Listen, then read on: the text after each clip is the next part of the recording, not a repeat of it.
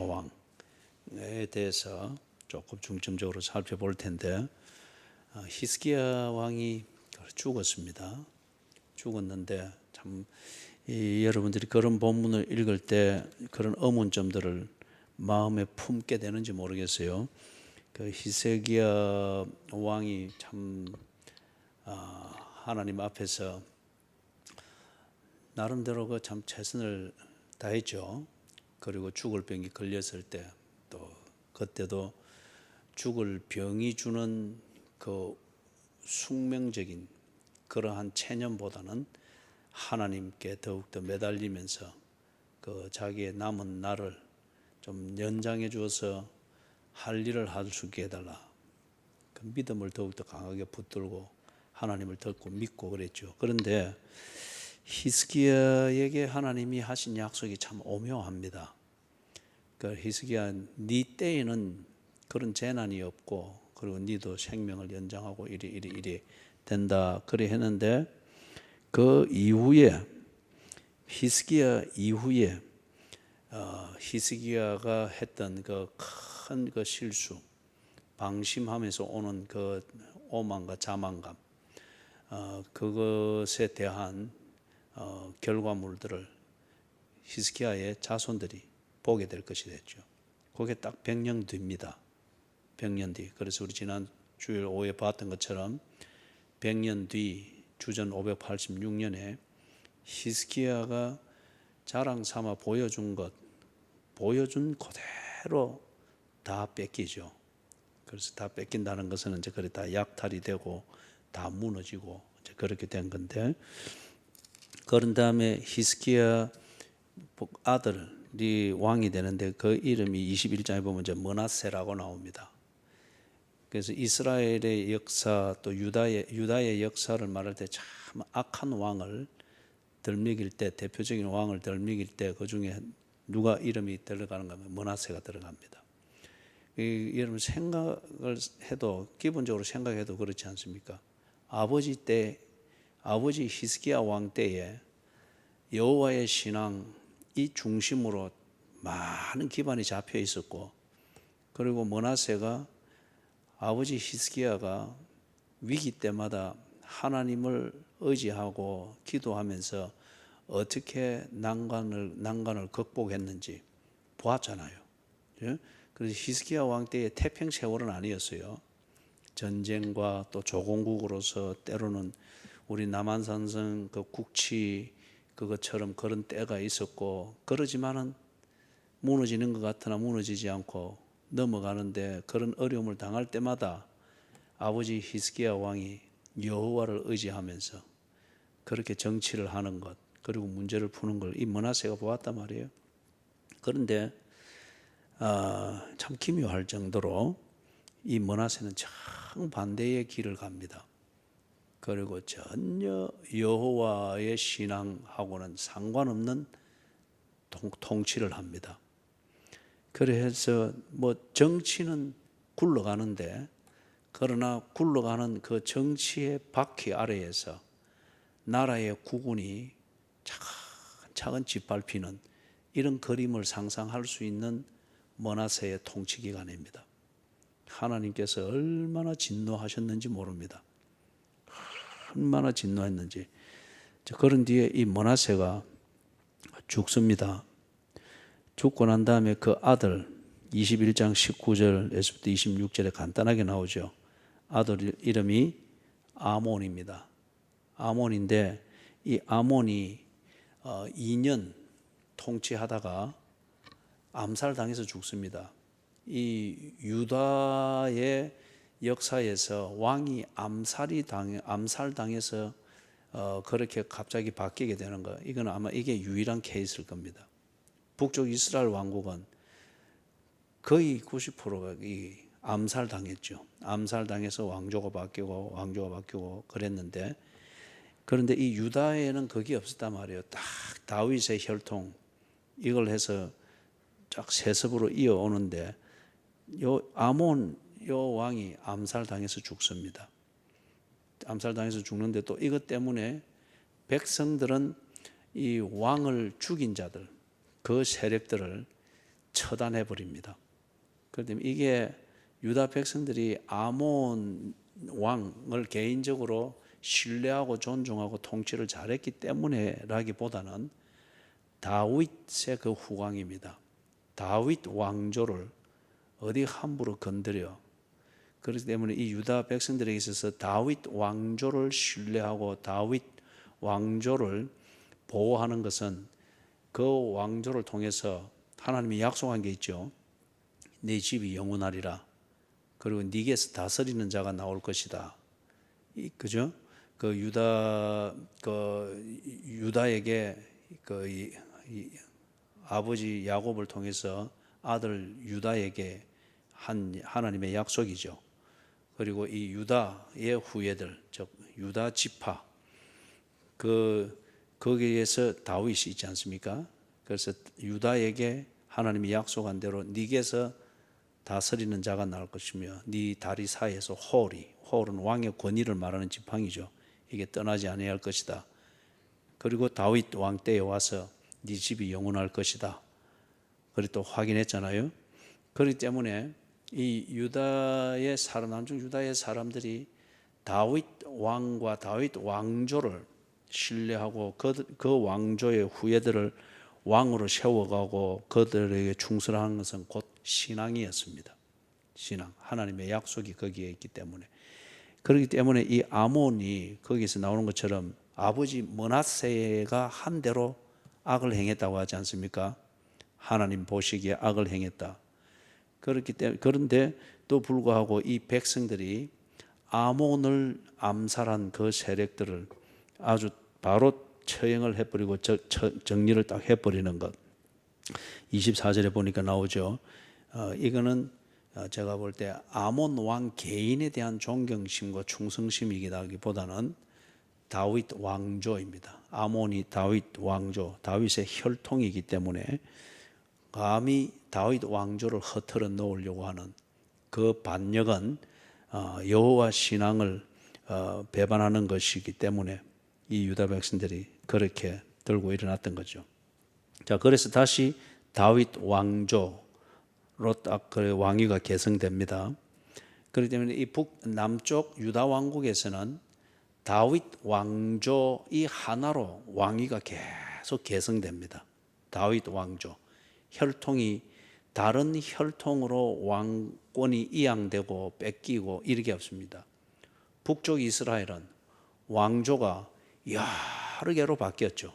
그죠? 암살해서 또 이게 만약 김씨 왕조였는데 이씨 쪽에서 반역을 해가지고 이씨 왕조, 또 한 두 번쯤 했는데 박씨 왕조, 그 다음에 또 뭐 왕씨 왕조, 뭐 또 어느 성 들어줄까요? 서씨 왕조, 뭐 쭉 오씨 왕조, 쭉 이렇게. 그리고 이스라엘 북쪽 이스라엘은 우리 권집사님도 표정이 안 좋네요. 그래 권씨 왕조 이렇게 쭉, 그죠? 이게 쭉 이렇게 암살 반역 이래서 막 이렇게 왔으나 남쪽 유다 왕국은 다윗 왕조 하나만으로 쫙 이어졌습니다. 그 가운데 이제 요 위기가 있었죠. 아몬 왕 때 2년 만에 암살을 당해가지고 김씨 왕조가 박씨로 바뀔 만한 그런 위기 있는데 백성들이 적각 일어나가지고 다윗 왕조를 손대지 못하도록. 그래서 그 아들 요시아가 왕이 됩니다. 22장에서부터 이제 요시아 왕의 그인데, 근데 요시아 왕이 한 일을 한 단어로 딱 정리를 하면은 이 요시아 왕은 종교개혁가입니다.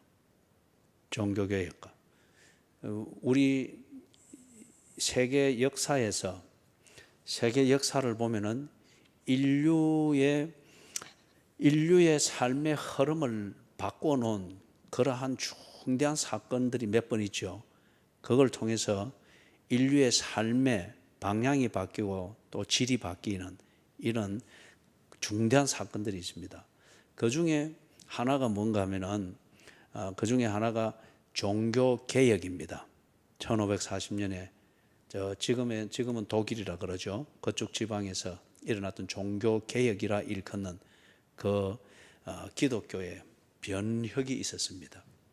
그걸 주도했던 사람이 시발점이 누구였죠?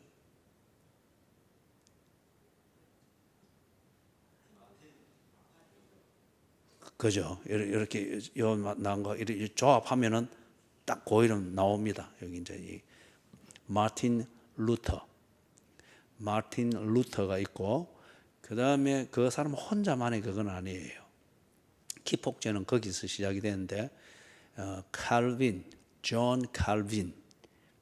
그래서 우리 장로교에서는 존 칼빈의 신학을 기본 토대로 해서 이렇게 합니다. 마틴 루터와 존 칼빈이 뭐 근본적으로 차이가 있는 건 아닌데, 그 위에 조금 자세한 부분들에 있어서는 좀 차이가 있어요. 예를 들면 존 칼빈은 예정론을 말하는데 마틴 루터는 그걸 말하지는 않아요. 어떤 이런 차이들이 있는데 기본은 같습니다. 그런데 이제 이 존 칼빈, 그 다음에 마틴 루터, 이 두 사람의 공통점은 성경을 직접 보면서 본인이 성령의 감동하심으로 깨달은 바 성경에 있는 사실을 믿느냐 안 믿느냐, 이게 기독교 신앙의 근본이다. 그래서 그걸 딱 보니까 예를 들면 구원의 길은 딱 하나뿐인 거예요. 예수 그리스도를 믿음으로 말미암아 구원을 얻는다. 그런데 지금은 천주교로 일컬어져 있죠.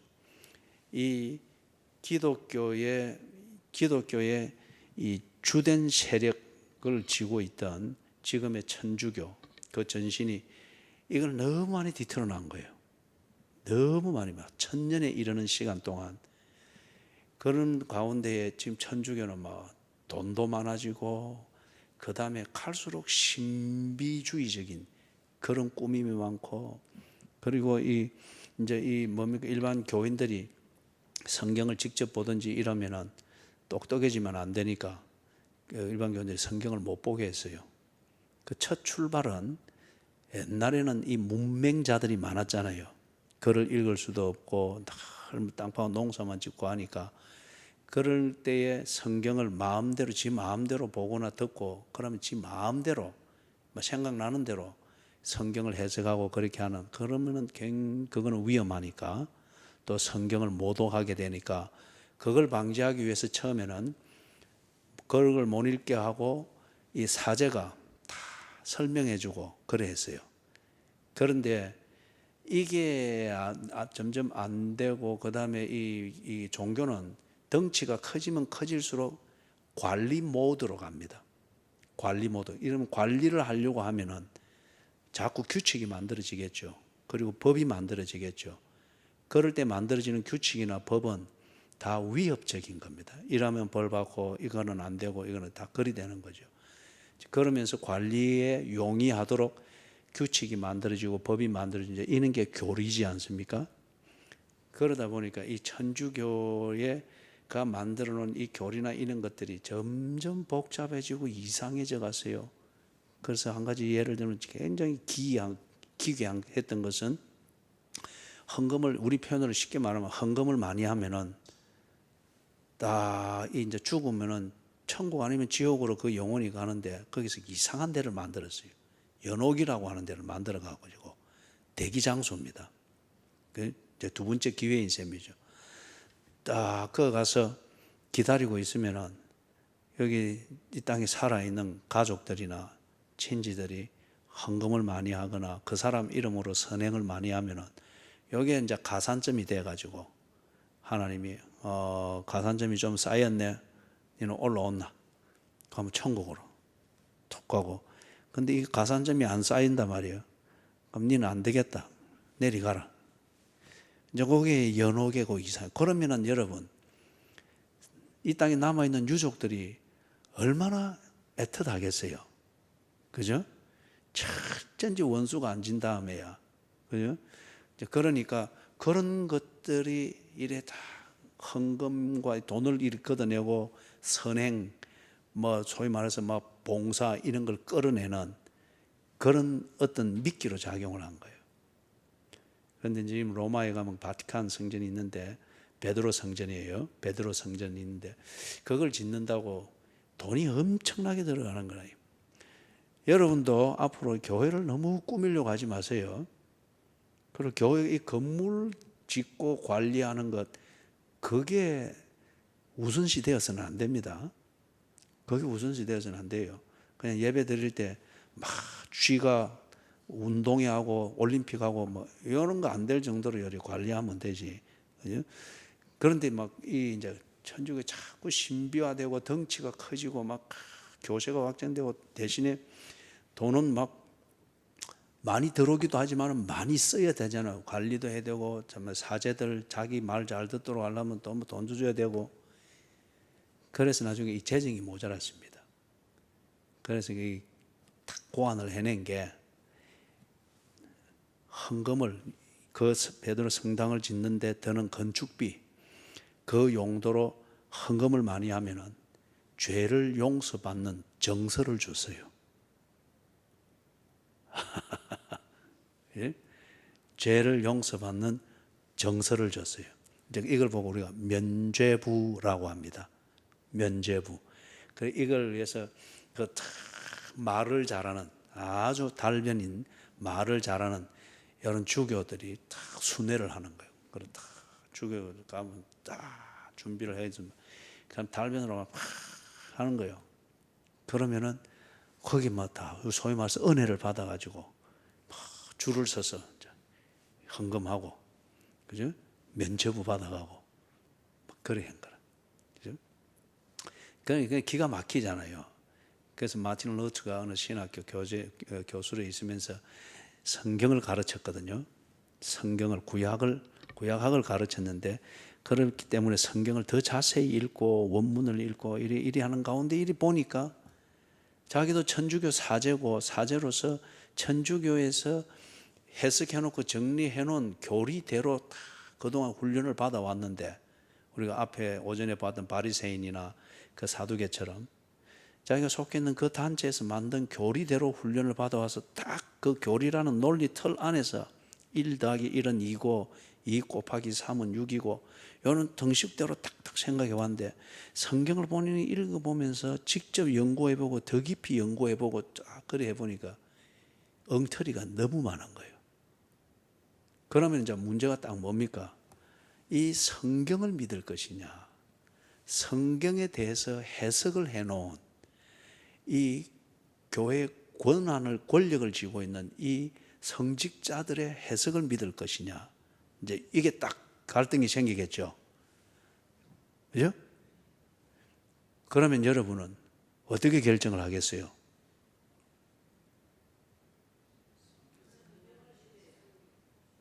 그 말은 그리 하는데 성경을 덮고 선반에 올리는 것은 간단해요. 그런데 앞면을 바꾸는 것은 사람들이 굉장히 어려워해요. 무슨 말씀인지 알겠죠? 그죠?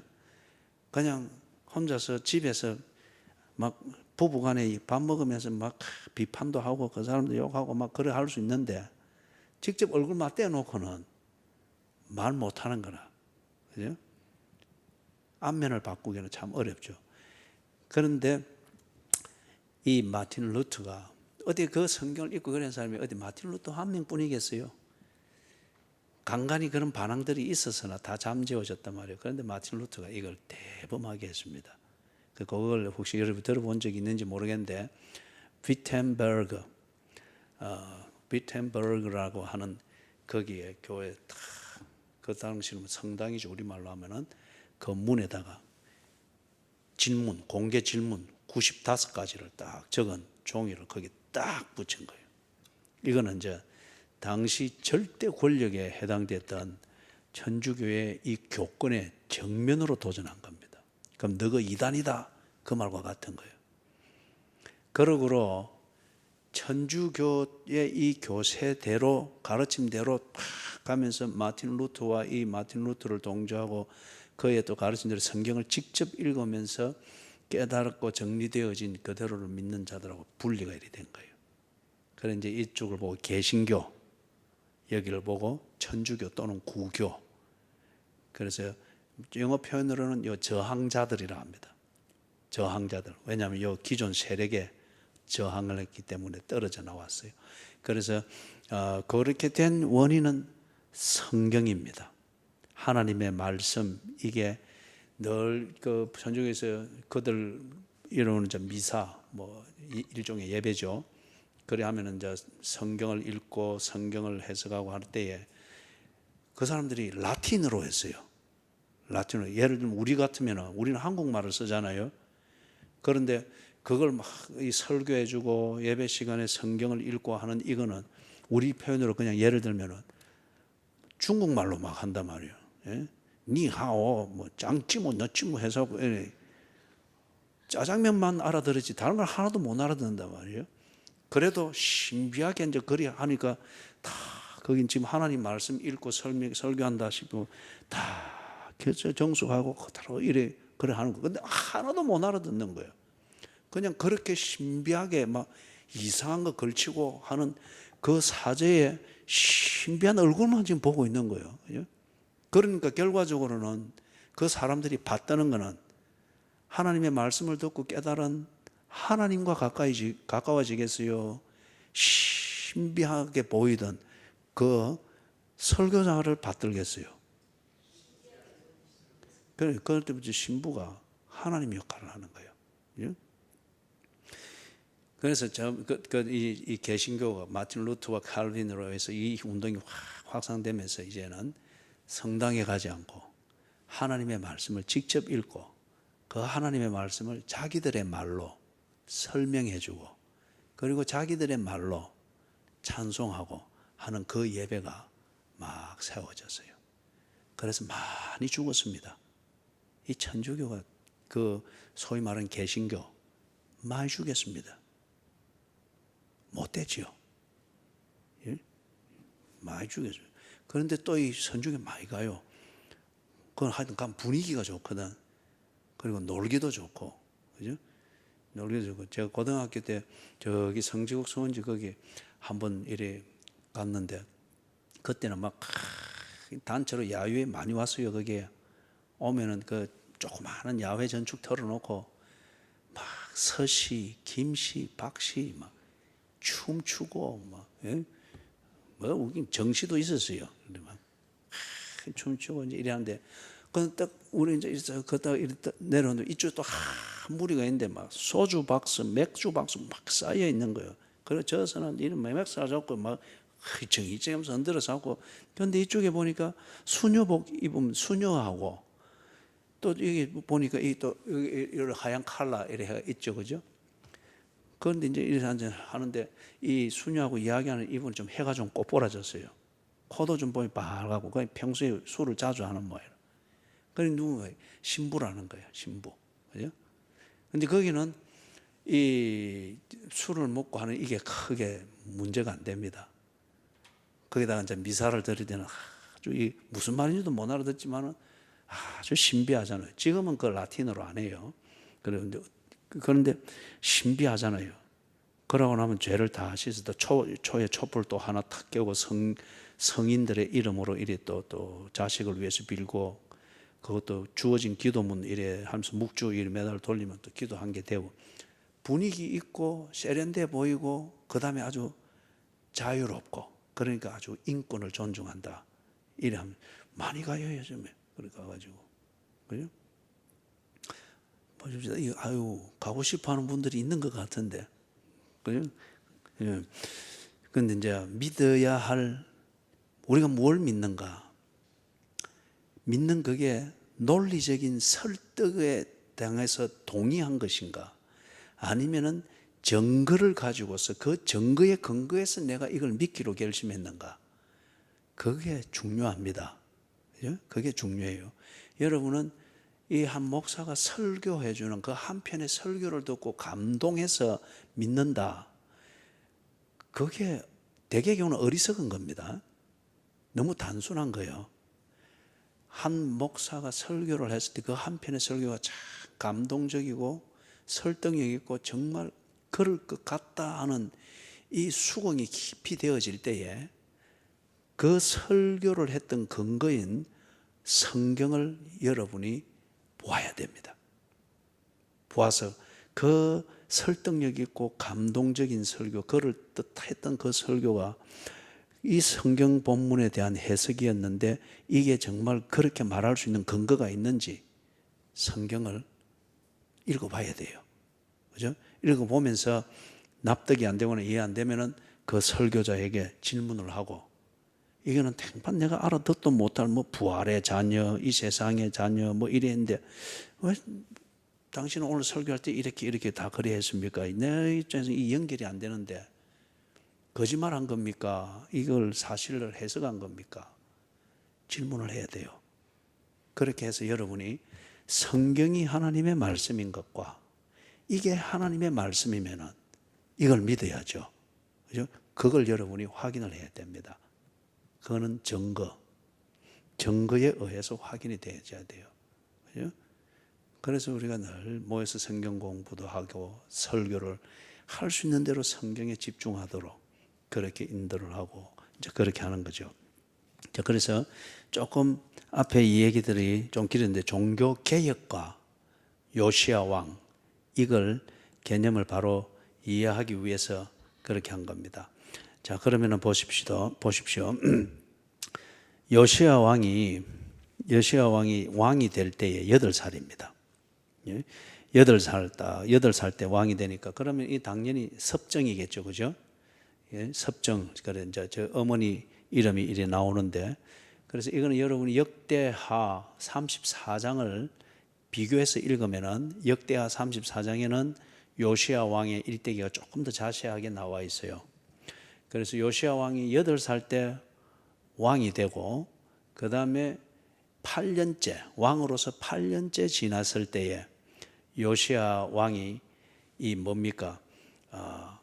여호와의 신앙을 따라서 유다 땅에 잘못되어진 것들을 이렇게 고치기를 시작합니다. 그러면 16살 때잖아요.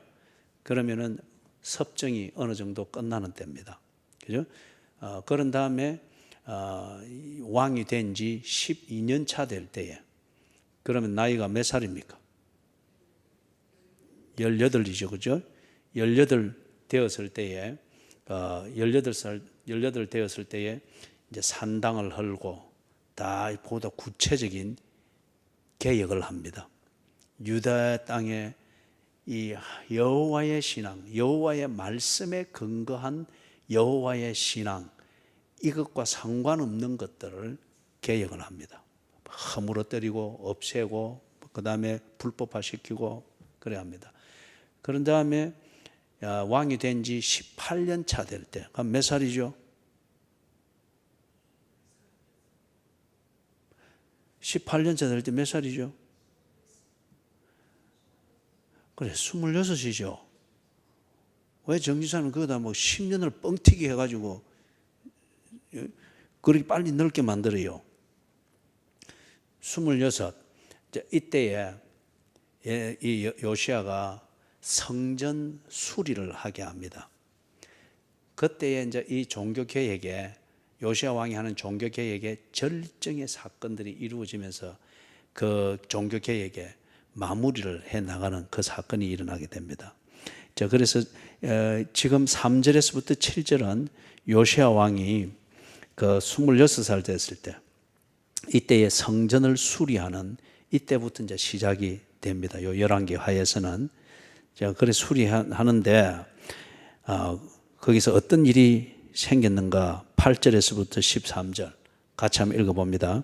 대제사장 hil기야가 서기관 사반에게 이르되 내가 여호와의 성전에서 율법책을 발견하였노라 하고 hil기야가 그 책을 사반에게 주니 사반이 읽으니라. 서기관 사반이 왕에게 돌아가서 보고하여 이르되 왕의 신복들이 성전에서 찾아낸 돈을 쏟아 여호와의 성전을 맡은 감독자의 손에 맡겼나이다 하고 또 서기관 사반이 왕에게 말하여 이르되 제사장 hil기야가 내게 책을 주더이다 하고 사반이 왕의 앞에서 읽음에 왕이 율법책의 말을 듣자 곧 그의 옷을 찢으니라. 왕이 제사장 hil기야와 사반의 아들 아히감과 미가야의 아들 악보올과 서기관 사반과 왕의 시종 아사야에게 명령하여 이르되 너희는 가서 나와 백성과 온 유다를 위하여 이 발견한 책의 말씀에 대하여 여호와께 물으라. 우리 조상들이 이 책의 말씀을 듣지 아니하며 이 책에 우리를 위하여 기록된 모든 것을 행하지 아니하였으므로 여호와께서 우리에게 내리신 진노가 크도다. 자, 그러면 이제 여기서 조금 이제 차근히 하면서 정리를 하겠습니다. 지금 요시야가 왕이 된 지 18년 차에 그의 나이 26세입니다. 이때에 딱 책을 하나 발견했어요. 물론 그때 발견했다는 이 책은 이렇게 된 게 아니에요. 이렇게 제본이 된 게 아니고 그때는 이 양피지, 귀한 그런 양피지, 양의 가죽에다가 쓰거나 소 가죽에다가 썼단 말이에요. 그럼 이 썼으면 어떻게 합니까? 말겠죠, 그죠? 그걸 두루마리라고 합니다. 그걸 발견해서 내용을 읽기 전에 요시야가 왕이 되어서 약 한 6년 정도, 그죠? 그 앞에 섭정을 할 때는 뭐 지 힘으로는 못 했겠죠. 그래서 6년 정도는 뭡니까? 지가 이거는 여호와의 신앙에 틀린 것이다라고 해서 유대 땅과 예루살렘에 아주 만연해 있고 백성들은 그게 여호와의 신앙이고 바른 신앙생활을 하는 것이라 여기던 것들을 불법으로 하고 다 정리를 했단 말이에요. 그죠? 정리를 했어요. 그런데 이 책을 발견하고 이 책의 내용을, 이 책 발견한 책은 신명기로 봅니다. 신명기. 이걸 딱 읽어보니까 너무 잘못된 게 많은 거예요. 자기로서는 바르게 잡는다고 잡았는데, 그런데 이 책을 읽어보니까 정말 해야 될 것을 못하고 있고, 유대 이 정통주의라고 말하는 사람들이 이것이 여호와의 신앙의 정통, 이게 하나님의 뜻이다라고 말하는 그것마저도 하나님의 말씀인 이걸 읽어보니까 틀린 게 많고 빠진 게 많은 거예요. 예? 자, 그러면은 이제 여러분 살펴보십시다. 첫 번째,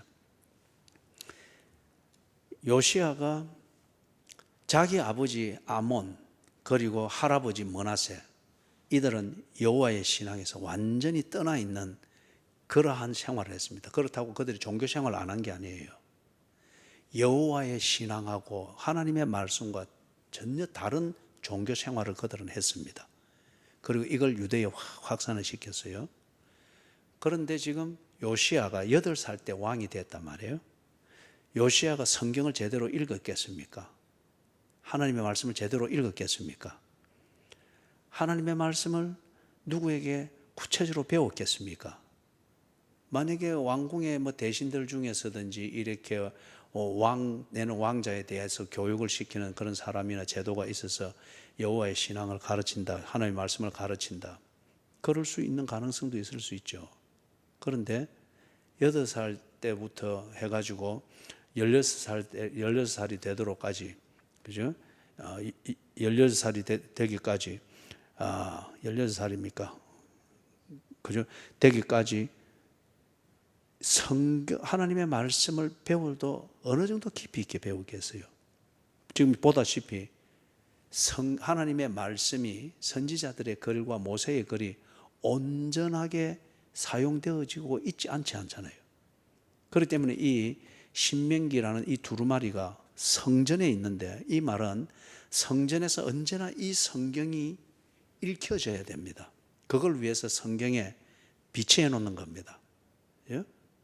그런데 이게 지금 수리하면서 발견이 될 정도라고 하면은, 예를 들면은 므낫세 왕 때, 아몬 왕 때 거쳐오면서 성전이 다른 아세라를 섬기고 바알을 섬기고 다른 종교를 섬기는 그 기능으로 많이 고쳐졌단 말이에요.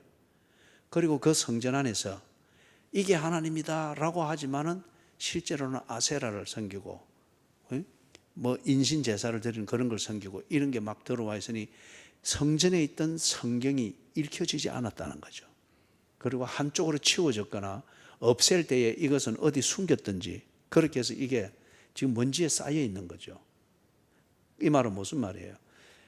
어린 요시야가 누군가로부터 여호와의 신앙에 대해서 교육을 받고 교리 교육을 받고 그래 한다 할지라도 그 교육이 성경을 직접 읽게 하고 성경으로부터 증거를 확인하게 하고 그럴 만한 환경은 안 됐다는 거죠. 여러분 무슨 말인지 이해가 되세요? 그죠? 그런데 지금 여기 이제 와가지고 성경을 발견했습니다. 그 중에 신명기, 모세의 오경에서 아주 중요한 부분이죠. 그래서 딱 보니까 자기는 진심으로 한다고 했는데 배운 대로 했는데 그런데 보니 너무 많은 것들이 빗나가 있는 거예요. 그래서 예를 들면은 저쪽 뒤편에 22장, 23장, 21절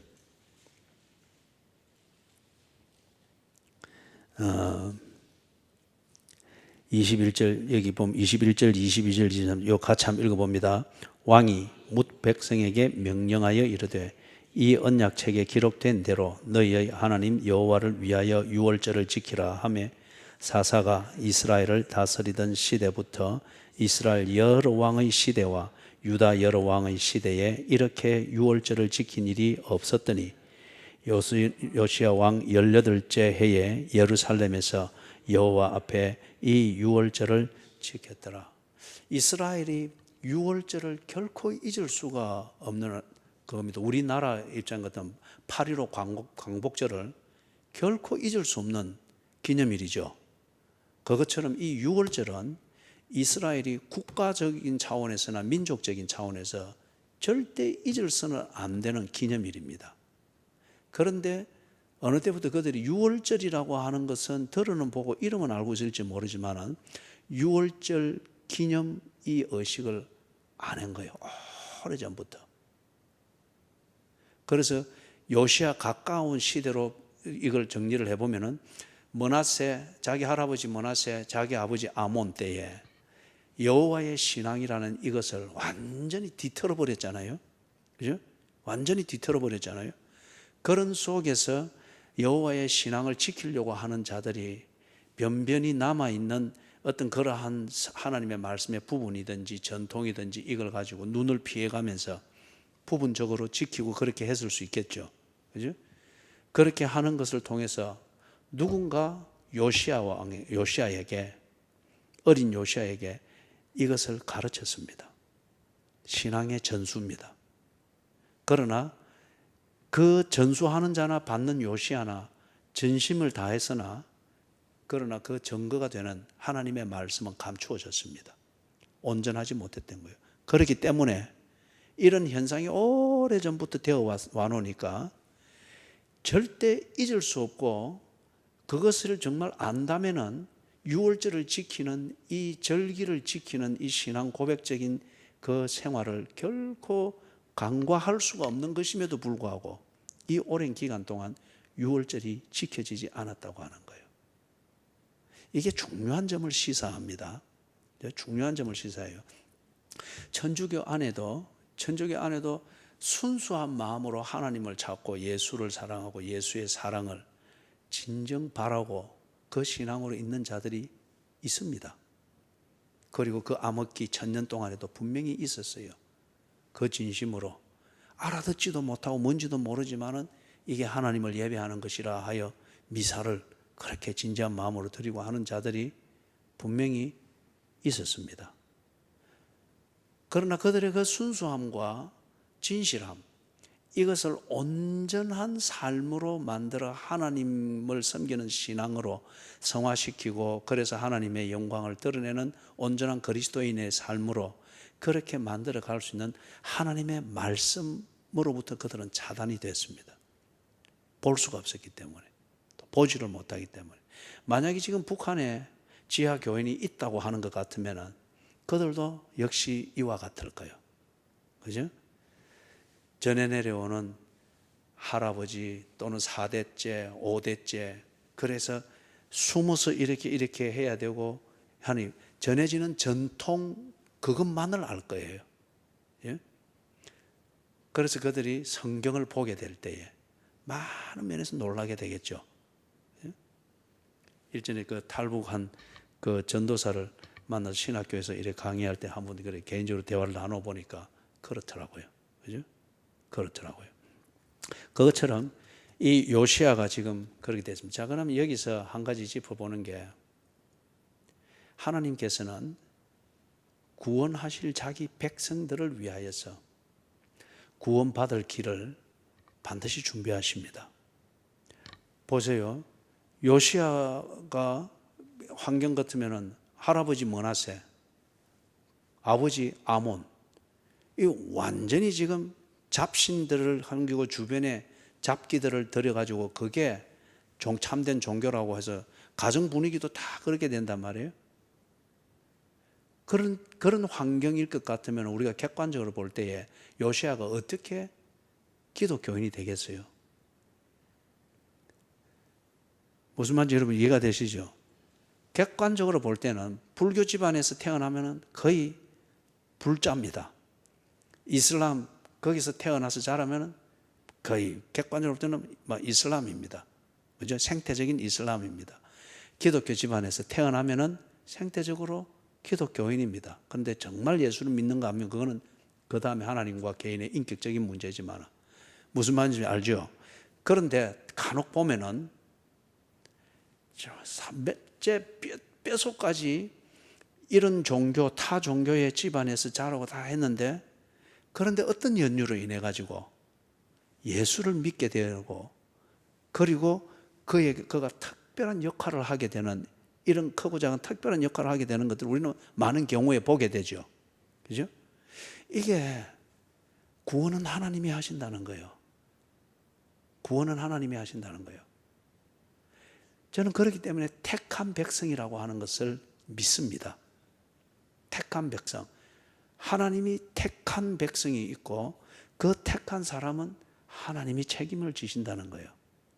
그래서 그가 어떤 그런 종교, 뼛속까지 그 종교의 집안에서 태어나서 그렇게 먹고 이렇게 자라고 세뇌되면서 자라지만은, 하나님이 택한 백성은 반드시 하나님이 어떤 연유에서든지 불러내시더라 이거요. 그리고 하나님과의 관계 속에 들어오게 하시더라 이거죠. 지금 요시야의 경우가 그런 경우지 않습니까? 그죠? 아버지 므낫세, 유다 왕국 역사에서 가장 악한 왕 중에 하나입니다. 아몬, 그냥 그대로 아버지 하는 대로 2년 동안 하다가 그냥 암살당해 죽었단 말이에요.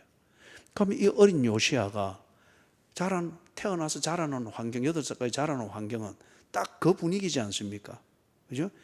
기도하는 것을 배우기보다는 아세라 신전에 가가지고 향을 피우고 드리고 하는 거, 할아버지 따라가고 아버지 따라가고, 그게 딱 당연한 것이잖아요. 그런데 요시야가 누군가를 만납니다. 그리고 그 만남을 통해서 여호와를 알게 됩니다. 여호와를 믿는 것이 무엇인지를 어릴 때로부터 배우게 됩니다. 그리고 그게 이 요시야의 영혼을부터 전 존재를 움직입니다. 그래서 여호와의 신앙에 부당하게 여겨지는 것은 사사시대로부터 수백 년 자리 잡은 그런 방식으로 여호와의 종교랍시고 하는데 사입이고 이런 것을 하나하나 다 처리를 합니다. 모세도 여러분 어디서 태어났습니까? 태어나기는 히브리인 부모 속에서 태어났죠.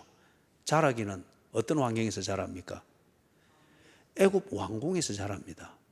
그러면 애굽의 신을 섬기는 종교의 분위기에서 자랄 수밖에 없죠. 그런데 모세가 여호와를 알게 됩니다. 어떤 연유에서 알게 됐죠?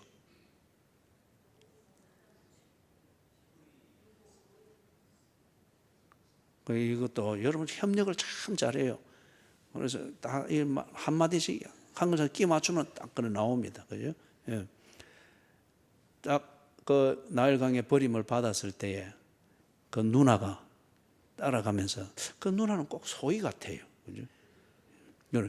이래 따라가면서 애굽의 공주가 딱 건지는 걸 보고 쫓아가가지고 뭐랍니까? 유모 구해줄까요? 그러잖아요. 그러니까 그때 구해달라. 그러니까 지 엄마를 때, 그죠? 그러니까 돈 받고 젖 먹이고 아이 키우는 엄마는 모세 엄마뿐이에요. 그죠? 그래서 젖 먹일 때, 키울 때 그때마다 이 모세에게 히브리의 민족성을 불어넣고 히브리의 민족성인 여호와의 신앙을 불어넣고 하나님의 약속을 불어넣었죠. 그게 모세에게 자라면서 체질이 되는 거죠. 40세가 될 때까지는 그게 지 믿으면 안 됐어요. 그러나 세포에 섬유되는 알고는 있습니다. 그리고 40세 때 그 사건을 통해서 이제는 지가 알고 있는 그것에 증거를 보고 실체를 보는 그 삶으로 이어지죠. 그리고 모세가 하나님의 그 일들을 해내는 심부름을 하지 않습니까? 택한 백성이 있다는 것이죠. 그죠? 그 다음에 한 가지를 더 보는 것은 이 요시야 왕이 이렇게 하나님 앞에 온갖 그 힘을 다하는데 자기의 몸에 배어 있는 대로의 그 전통, 여호와의 신앙에 대한 바른 전통을 회복하면서 틀린 모든 것들을 치워가는데 이게 한순간에 된 게 아니에요. 그죠? 그럴 때 하나 해결하고 나면 반대가 얼마나 있겠어요? 그럴 때 사람들은 좀 부드러워지고 그래 하죠. 그런데 꿋꿋이 해 나갑니다. 여러분, 이게 신앙입니다. 이게 신앙. 그리 해 나가면서 이 성경을 딱 발견하게 되니까 빠진 게 너무 많고 그 다음에 이게 너무 주관적인 게 많고 이렇단 말이에요. 그 단적인 예가 6월절이었어요. 다시금 하나님의 말씀대로 보완하여서 다시 또 개혁을 온전히 마무리를 합니다. 그런데 이렇게 했으면은 하나님께서 자기 정조 할아버지 히스기야에게 했던 그것에 대해서 좀 이래 탕감을 해줄 만도 한데, 그죠? 그런데 하나님이 정조 할아버지 히스기야 왕에게 했던 그 약속을 오히려 요시야에게 다시금 확정시켜 줍니다. 그게 24절에서부터 27절 거기에 나오는데 같이 한번 읽어보십시다. 요시야가 또 유다 땅과 예루살렘에 보이는 신접한 자와 점쟁이와 드라빔과 우상과 모든 가증한 것을 다 제거하였으니 이는 대제사장 hil기야가 여호와의 성전에서 발견한 책에 기록된 율법의 말씀을 이루려 함이라. 요시야와 같이 마음을 다하며 뜻을 다하며 힘을 다하며 모세의 모든 율법을 따라 여호와께로 돌이킨 왕은 요시야 전에도 없었고 후에도 그와 같은 자가 없었더라. 거기까지. 이 정도 했으면 좀 하나님도 감동하실 만하지 않겠어요? 그죠? 그런데 이거는 인정을 하는데 하나님의 마음이 단호합니다. 26절에서 27절 같이 읽습니다.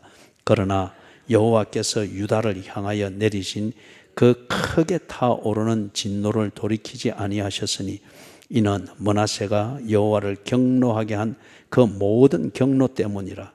여호와께서 이르시되 내가 이스라엘을 물리친 것 같이 유다도 내 앞에서 물리치며 내가 택한 이 성 예루살렘과 내 이름을 거기에 두리라 한 이 성전을 버리리라 하셨더라. 이걸 요시야의 자기 시간과 자기 개인적인 입장에서 그 다음에 지 가족 하나만을 이렇게 본다면은 이거 참 섭섭한 일일 수 있습니다.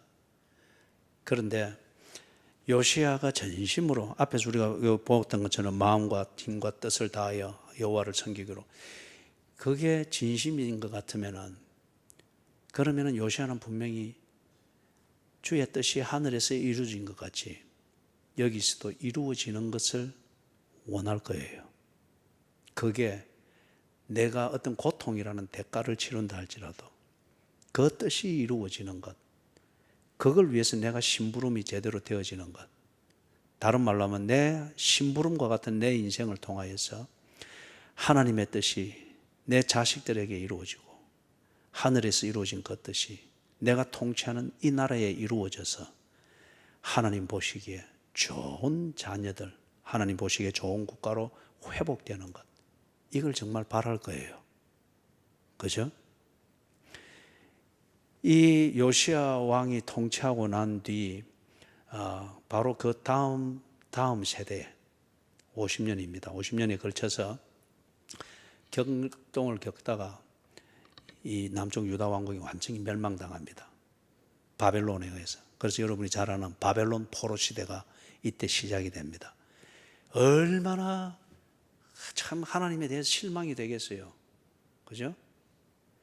요시야의 종교 개혁을 통해서 참 성경 중심의 신앙생활을 하게 된 사람들이 많지는 않겠지만 적더라도 있지 않겠어요. 그리고 지금 요시야와 함께 예배하면서 언약을 맺었지 않습니까?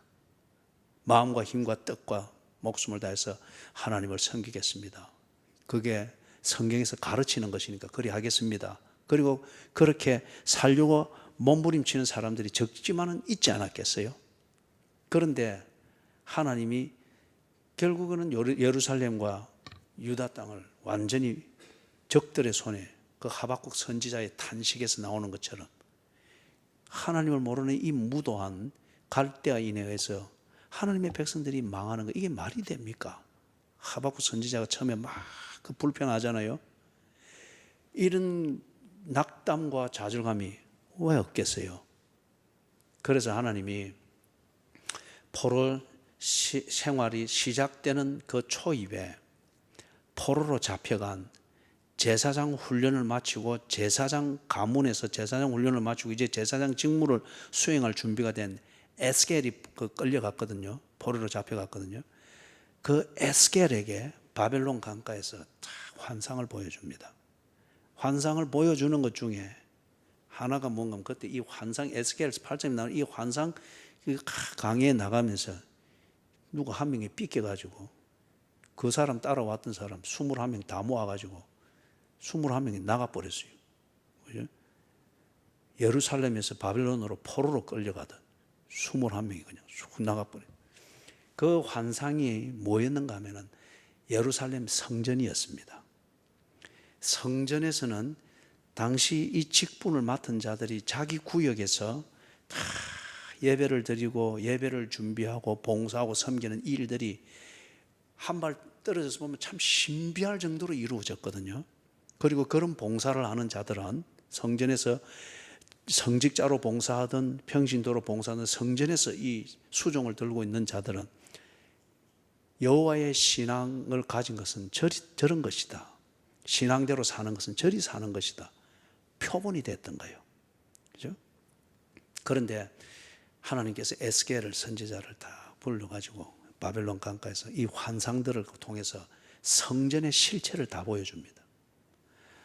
다 여인들이 늘 기도하고 그래서 기도하는 사람들 그렇게 알려주고 문제만 있으면 그 기도하는데 부탁을 하고 그래서 그 기도하는 자들이 말해주는 대로 하면서 안심을 하기도 하고 행동을 결정하기도 했는데 이 여인들이 기도하는 방을 첫 번째 다 하나님이 열어서 딱 보여주니까 뒤에서 보니까 다 기도하는 것 같은데 앞에서 딱 보니까 하나님께 기도하는 것이 아니고 다른 이방 종교에게 신통하다고 여기는 그것 앞에서 빌고 있는 거예요. 이걸 하나님이 열어 보여주기 전에는 아무도 모르는 거예요.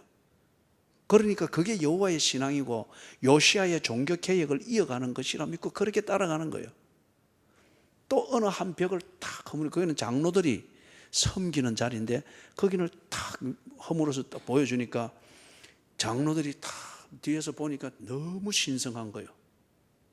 그래서 다들 그렇게 따라가고 그 앞에서는 막 말도 못하고 하라는 대로 하고 하는 대로 본받는 것이 신앙인 줄 알고 그래 하는데 나중에 딱 실체를 딱 보여주는데 보니까 이 장로들이 하나님을 섬기고 있는 것이 아니고 담무스 신을 섬기고 여인들은 담무스 신에게 기도하고 있고 이 장로들은 아이를 인신 제물로 드리는 종교 그 모압의 종교 암몬의 종교를 섬기면서 복을 빌고 있는 거예요.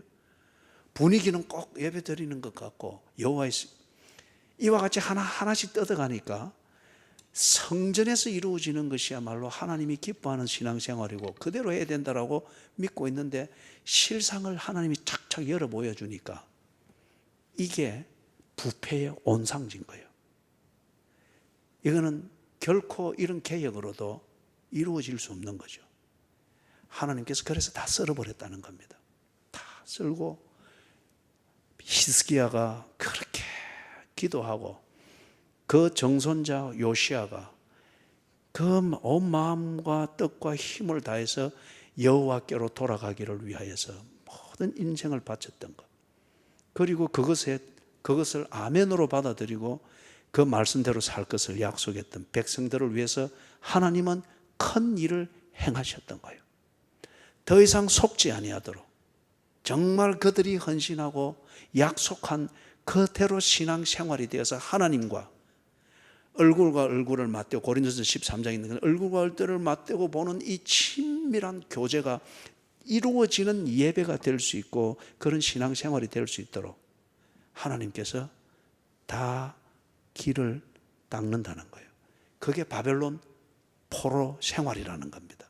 이걸 하나님이 에스겔에게 다 보여주고, 에스겔은 이걸 포로 되어 온 이 유대인들에게 이걸 가르쳤죠. 그리고 전했죠. 그죠? 그렇기 때문에 그게 그래 힘들었던 거예요. 인분을 먹으면서 고난을 그들이 알도록 해주고, 머리털을 깎아가지고 바람에 날리는 걸 통해서 왜 이것들이 이런 고난이 어떤 의미가 있는 것인가를 그들에게 말로 하는 설교로는 못 알아들으니까, 워낙 지금 분노와 좌절감에 쌓여 있으니까 말로 안 되잖아요. 보여준 거예요. 그죠? 그리고 자기 아내가 죽었을 때도 울지 못하는 그것, 왜냐? 더 큰 고통이 있기 때문에. 아내가 죽었다고 하는 이 고통으로도 울 수 없을 정도의 더 큰 고통, 이 일들이 있기 때문에 이걸 대비해야, 이걸 직접 보여주는 거예요. 그죠? 보여주면서, 그래서 말씀을 정리하면 그런 거예요. 히스기야 왕 때에도 하나님께서 네 때는 아니지만은 네 자손 때에 내가 이걸 한번 싹 청소한다. 그리고 기가 막히게 이 요시야가 그 악한 할아버지와 아버지 아래에서 자라났으나 하나님이 기가 막히게 이 요시야를 구해내셨습니다. 참, 그래서 만남은 중요합니다. 누구를 만나며 어떤 내용으로 교제하는가 중요합니다.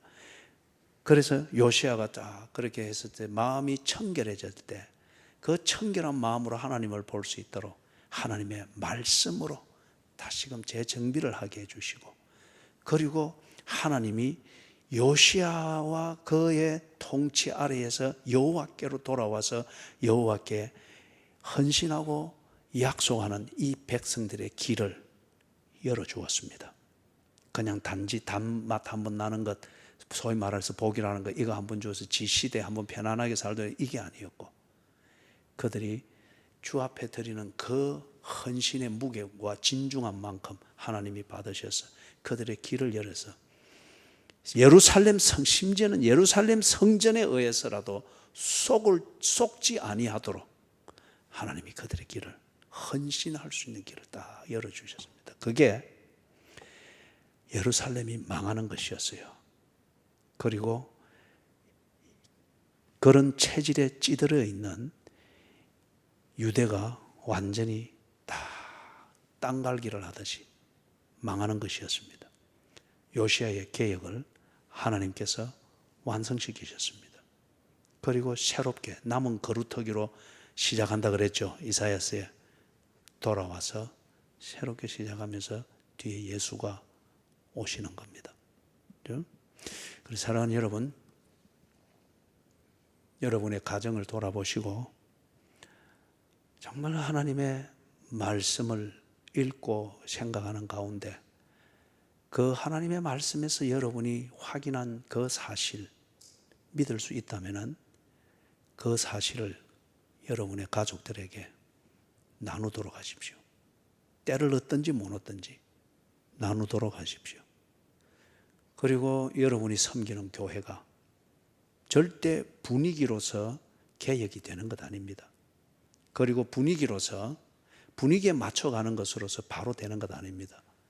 하나님이 에스겔에게 환상으로 딱 성전의 벽 하나씩을 허물 때마다 분위기 속에 있는 가짜가 그냥 그대로 다 드러났거든요. 예? 여러분이 섬기는 교회, 그리고 여러분이 하는 교회 생활이 절대 하나님의 말씀에 근거할 수 있도록 그리고 여러분이 믿는다고 하는 그 믿음의 고백은 반드시 여러분이 성경에서 확인하고 발견한 그 사실, 약속, 그 위에 서 있어야 됩니다. 그리고 그 위에서 하나님께 여러분의 마음과 뜻과 힘과 목숨을 다하십시오. 그러면은 하나님이 하늘에서 이루어진 것과 같이 그 뜻을 여러분의 대에, 그리고 여러분의 그 가문에 여호와께서 세우시는 집을 세우시는 이 일을 이루실 것입니다. 한 번 편하다고 해서 다 된 것처럼 자만하고 느긋해지지 말고, 또 한 번 큰 어려움 겪는다고 해서 바벨론 포로처럼 큰 어려움 겪는다고 해서 이런 기독교가 있나 섣불리 그렇게 단정하지 말고, 하나님은 그 중심을 보시고 신음소리마저도 들으십니다. 그리고 하나님은 하신 약속은 반드시 지키시는 신실하신 하나님이십니다. 아멘. 아멘. 자, 우리